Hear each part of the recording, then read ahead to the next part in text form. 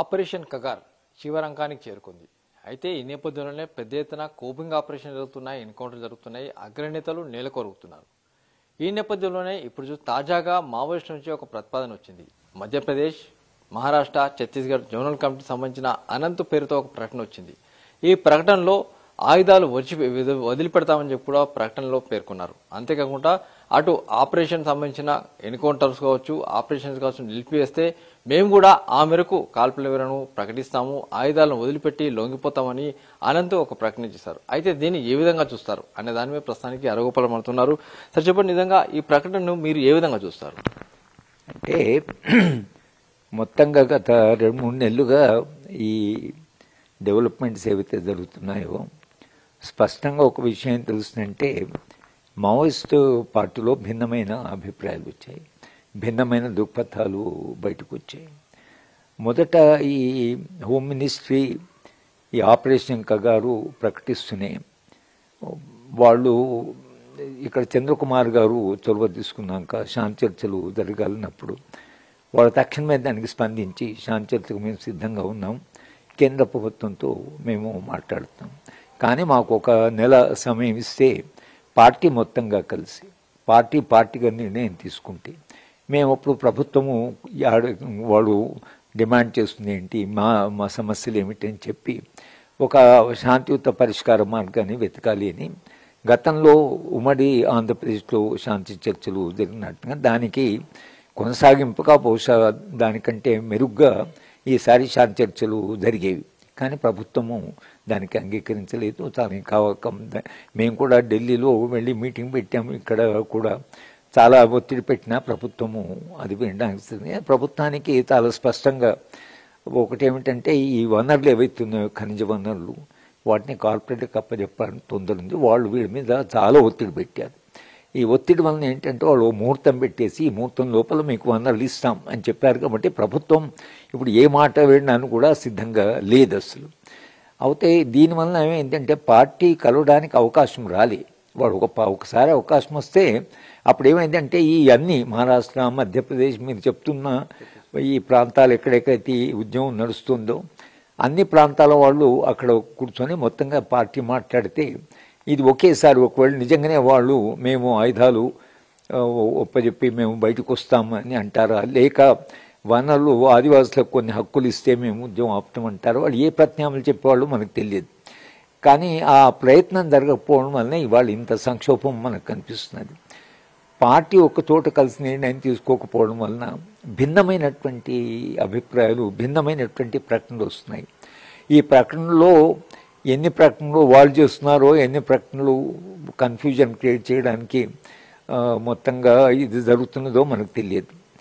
కానీ ఆల్రెడీ ఆయుధాలతో లొంగిపోయిన ఒక సంఘటన ఉంది మనకు, చాలా పెద్ద ఎత్తునే లొంగిపోయారు. కొందరు ఆయుధాలు లేకుండా లొంగిపోయారు, కొందరు ఇంకా ఉద్యమం కొనసాగించాలంటున్నారు. సెంట్రల్ కమిటీ ఇచ్చిన దాని ప్రకారం ఉద్యమం కొనసాగుతుంది, ఇది ఆగదన్నారు. కనుక ఈ భిన్నమైన ప్రకటనలో సెంట్రల్ కమిటీ చేసిన ప్రకటన ఒకటి ఉంది, ప్రాంతీయ పార్టీలు చేసిన ప్రకటన ఉంది, ఆయుధాలతో సరెండర్ అయిన వాళ్ళు ఉన్నారు, ఆయుధాలు లేకుండా సరెండర్ అయిన వాళ్ళు. మొత్తంగా పరిస్థితి స్పష్టంగా అంచనా వేసేటువంటి స్థితిలో లేదు. ఇప్పుడు ఎవ్వరూ ఏ నిర్ణయం తీసుకుంటున్నారో తెలియదు. అయితే వీళ్ళు ఏదో 3 నెలలు సమయం అడిగినట్లుగా ఉంది. 3 నెలలు అయితే మేము ఆయుధాలతో 3 నెలల సమయం ఏ పరిస్థితిలో ప్రభుత్వం ఇవ్వదు. ఎందుకంటే వాళ్ళ వాగ్దానం ఉంది, వాళ్ళ మీద ప్రెషర్ ఉంది కనుక వాళ్ళు ఇవ్వరు.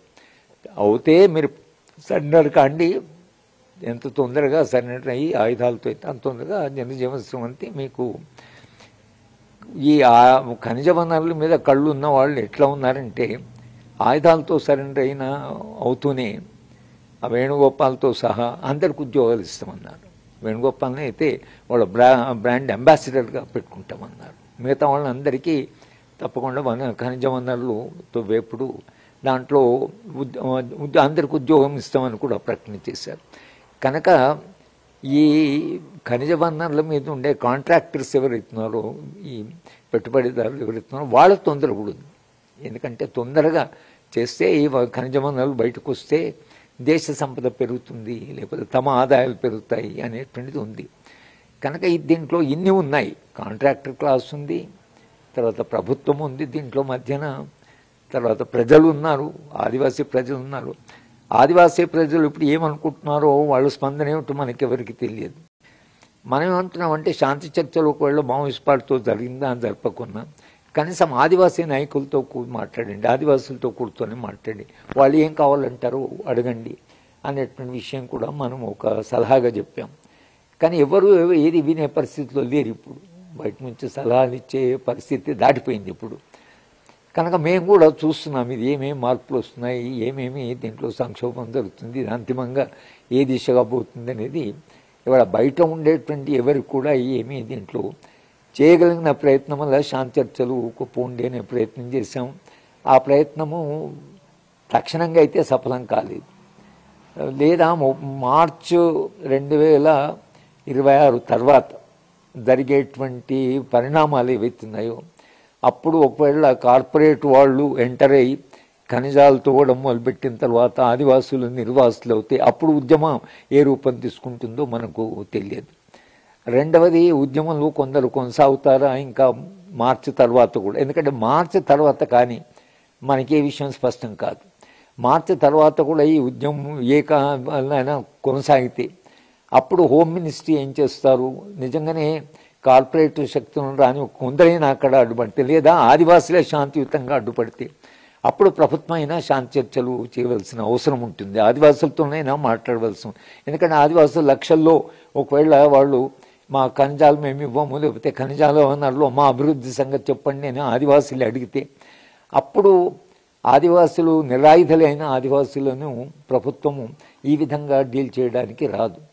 కనుక మనకు స్పష్టత రావాలి అని అంటే మార్చి 2026 తర్వాత మాత్రమే స్పష్టంగా అసలు ఈ ఉద్యమం ఉంటుందా, మొత్తంగా పోతుందా, కార్పొరేట్ శక్తులకు మొత్తం వనరులు వాళ్ళ చేతిలోకి వస్తాయా, ఆదివాసులు అప్పుడు ఏం చేస్తారు అనేటువంటి ఇఫ్ అండ్ బట్స్ అని ఏదైతే మనం అంటామో అవన్నీ కూడా ఇవాళ సవాలుగా మనకున్నాయి. కనుక ఈ ప్రకటన కూడా ఇది నిజంగా వాళ్ళు చేసిన ప్రకటన కాదా అని కూడా మనకు, ఎందుకంటే 3 యూనిట్స్ చేశారంటే వాళ్ళు కలవడానికి వాళ్ళకి అవకాశం ఉండిందా, 3 రాష్ట్రాల నాయకులు కలవడానికి అవకాశం ఉండిందా, 3 రాష్ట్రాల వాళ్ళు ఒకే నిర్ణయం చెప్పారంటే దానికి సాధ్యాసాధ్యాలు ఏమిటి అనేటువంటి ప్రశ్నలు కూడా ఉంటాయి. కనుక మనం వేచి చూసి స్పష్టత వచ్చేదాకా ఇదే జరగబోతుంది లేదా ఇదే కారణమని చెప్పే పరిస్థితిలో అయితే బయట ఈ ఉద్యమాన్ని ఆసక్తిగా చూస్తున్న వాళ్ళకి ఎవ్వరికి కూడా స్పష్టత కనచలేదు. వాళ్ళకి ఇంకా చాలా దగ్గరగా ఉన్నటువంటి వాళ్ళు కూడా ఏది చెప్పలేనటువంటి ఒక పరిస్థితిలో ఇవాళ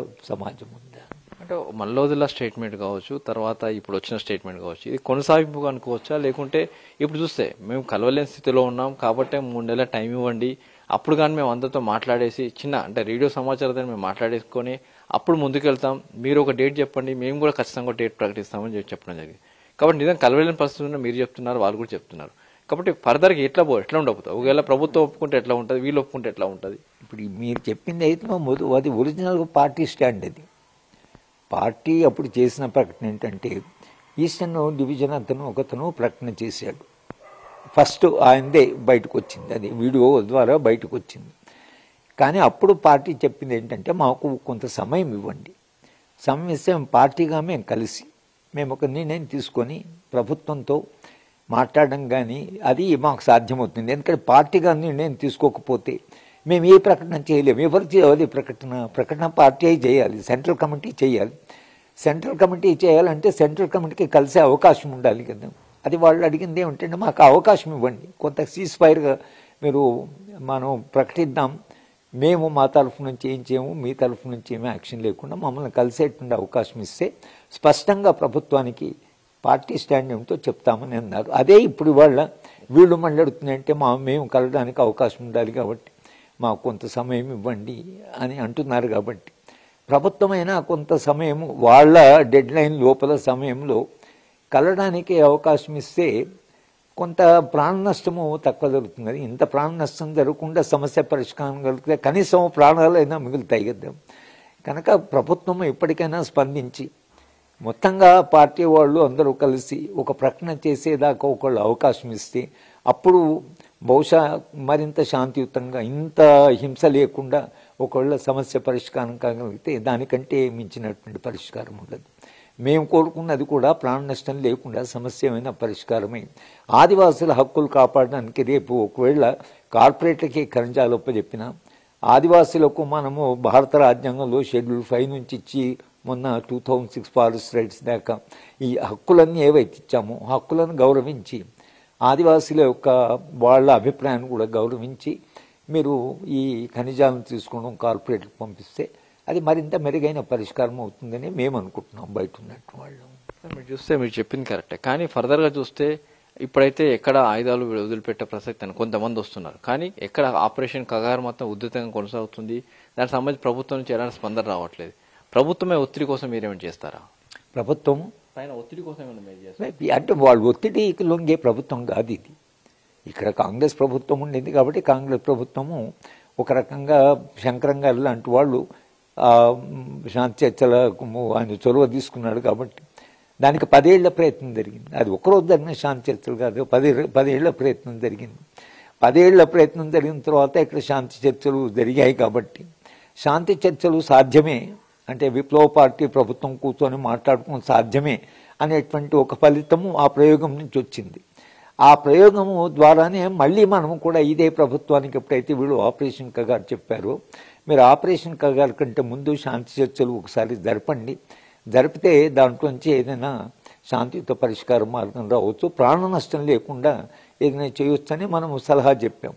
కానీ ప్రభుత్వము స్పందించడం కానీ అట్లా పిలవడం కానీ మాట్లాడడం కానీ ఆ అవకాశాలు ఏమీ లేకుండా వాళ్ళు ఒకసారి యుద్ధాన్ని ప్రకటించారు. యుద్ధం యొక్క అంతిమంగా మొత్తం ఉద్యమాన్ని అణచివేస్తామని అన్నారు. తర్వాత ఎందుకు అణచివేస్తున్నారు అనేటువంటి ప్రశ్న మనం అడిగితే వాళ్ళు దాని కూడా ఏం సమాధానం చెప్పడం కానీ చిట్టేష్ గారు ముఖ్యమంత్రి మాత్రం ఒక ఇంటర్వ్యూలో మేము ఖనిజాలని కార్పొరేట్లకు అప్పచెప్పాలి కాబట్టి మేము తొందరగా చెట్లు అడ్డం వచ్చిన మనుషులు వచ్చిన తొలగించవలసిన అవసరం మాకున్నది అనేది ఆయన ఒక ఇంటర్వ్యూలో చెప్పాడు. అదే ప్రభుత్వం యొక్క స్టాండ్. అది కేంద్ర ప్రభుత్వమైనా ఛత్తీస్గఢ్ ప్రభుత్వం వాళ్ళ స్టాండ్ అది. ఏమైనా ప్రత్యామ్నాయాలు ఉంటే మనుషులను చంపే బదులు ప్రత్యామ్నాయం అంటే వెతకండి అని ప్రభుత్వానికి మనం చెప్తున్నాం. కానీ భారతీయ జనతా పార్టీ ప్రభుత్వం అట్లా విని పౌర సమాజం నుంచి ఒక ఇనిషియేటివ్ వచ్చింది, కొంత శాంతి ప్రయత్నం చేద్దాము అనేటువంటి ఆ వెసులుబాటు ఏదైతుందో వాళ్ళ ఆలోచనలు కానీ వాళ్ళ వ్యూహంలో కానీ ఉన్నట్టుగా మనకు కనిపించదు. అయినా పౌర సమాజం నుంచి ఒత్తిడి పెడుతూనే ఉన్నాం, పౌర సమాజం నుంచి చెప్తూనే ఉన్నాం శాంతి చర్చ ఎప్పటికైనా జరపండి, ఇంత ప్రాణ నష్టం జరిగినా ఇంకా ప్రాణ నష్టం జరగకుండా శాంతి చర్చలు జరపండి అని కేవలం డిమాండ్. అది మాత్రమే మనం చేయగలం బయట నుంచి. ఇక్కడ తెలంగాణ వరకు అయితే అన్ని వామపక్ష పార్టీలు, కాంగ్రెస్ పార్టీ, ఆ విధంగా బీఆర్ఎస్ పార్టీ కూడా ఆయన చంద్రశేఖరరావు గారు పబ్లిక్ మీటింగ్లో శాంతి చర్చలు కావాలని ప్రజలందరూ లక్షల మంది ప్రజల చేత ఆయన అనిపించారు. కాబట్టి తెలంగాణ వరకు ఆ పరిస్థితి ఉంది. అంటే ఒత్తిడి పెట్టే కానీ తెలంగాణలో ఉద్యమే లేదు. తెలంగాణలో ఇప్పుడేమి ఫైరింగ్ జరగడము అటు నుంచి ఫైరింగ్ అటువంటి ఏం లేదు. కనుక తెలంగాణలో ఓ ప్రయత్నం జరుగుతుంది, కానీ ఇలాంటి ప్రయత్నాలు మిగతా భిన్న రాష్ట్రాల్లో జరిగేటువంటి పౌర సమాజం లేదు. అక్కడ అట్లా మాట్లాడే పౌర సమాజం లేదు అసలు. కనుక పౌర సమాజం లేనప్పుడు ఏమైతే ఎవరు మాట్లాడాలి అనేటువంటి ప్రశ్న. సమాజం చాలా స్తబ్దంగా సైలెంట్గా ఉంది. అలా సైలెంట్గా ఉండడం చాలా అది ప్రమాదము. సమాజం మాట్లాడాలి. సమాజం అభిప్రాయం కూడా ఒకటి ప్రభుత్వం మీద ఒత్తిడి పెడితే ప్రభుత్వం కొంత కాకుండా కొంత ఇట్లయితే రైతాంగ ఉద్యమం శాంతియుతంగా చేసేట్లయితే ఒత్తిడి పెట్టగలిగారు. బయట సమాజం కూడా కొంత ఒత్తిడి చేయగలిగితే పరిస్థితి కొంత మెరుగ్గా ఉంటుంది అనేటువంటి ప్రయత్నం మనం చేస్తున్నాం. తెలంగాణలో మనం ప్రయత్నం చేస్తున్నాం. నమ్మోన కలిసాము, ఆల్ పార్టీ మీటింగ్ పెట్టాం, ధారణా చేసాం, రౌండ్ టేబుల్ కాన్ఫరెన్స్ చేసాం. కనుక మన ప్రయత్నం మనం చేస్తున్నాం శాంతి కొరకు. ఆ ప్రయత్నాలు సఫలం కావాలి అనేటువంటిది మేము కోరుకుంటున్నాం. ఏదైతే ఇప్పుడు వచ్చిన లేఖ సంబంధించి చూసినట్లయితే ఇటు ప్రభుత్వం కావచ్చు, అటు మావోయిస్టులు కావచ్చు, ఇరుపక్షాలుగా ప్రాణ నష్టం లేకుండా ముందుకు వెళ్తే ఎవరికైనా బాగానే ఉంటుందని చెప్పి కూడా అటు అరగోపాలని చెప్తున్నారు. అంటే ఈ సంబంధించి ప్రభుత్వం ముందస్తుగా చర్యలు తీసుకోవాల్సి ఉంటుంది. తర్వాత మావోయిస్టు కూడా ముందుకు దాదాపుగా 3 నెలల సమయం కావాలని కరెక్టే, ఎందుకంటే వాళ్ళు కలవడానికి వీల్లేని పరిస్థితి ఉంది కాబట్టి 3 నెలల సమయం కావాలని మావోయిస్టు కోరుతున్నారు. కాబట్టి ఆ సమయం ఇచ్చి చర్చలు జరిపి పూర్తిగా ఈ సమస్యను ఒక పరిష్కారం తీసుకురావాలని చెప్పి అరగోపాల్ కోరుతున్నారు. Camera person హరీష్తో Ramesh వేట్ల, NTV.